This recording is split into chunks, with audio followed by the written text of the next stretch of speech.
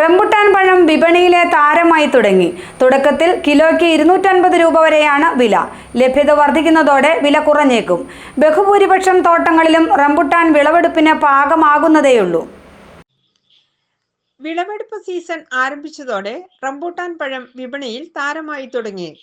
കടകളിൽ ആവശ്യക്കാരുടെ എണ്ണവും വർദ്ധിക്കുന്നുണ്ട്. കിലോയ്ക്ക് 250 രൂപ വരെയാണ് ഇപ്പോഴത്തെ വില.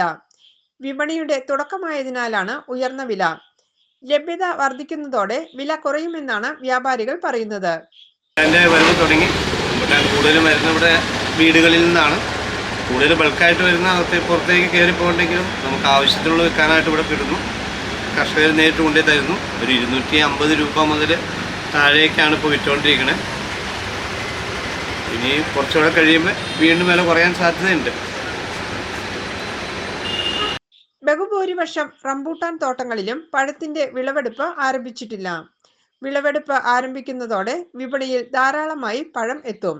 ഇതോടെയാകും വിലയിൽ കുറവുണ്ടാകുക. തോട്ടങ്ങളിൽ നിന്ന് മറ്റു സംസ്ഥാനങ്ങളിലേക്കും വിദേശത്തേക്കും പഴം കയറ്റി അയക്കുന്നുമുണ്ട്. GTV news Kothamangalam.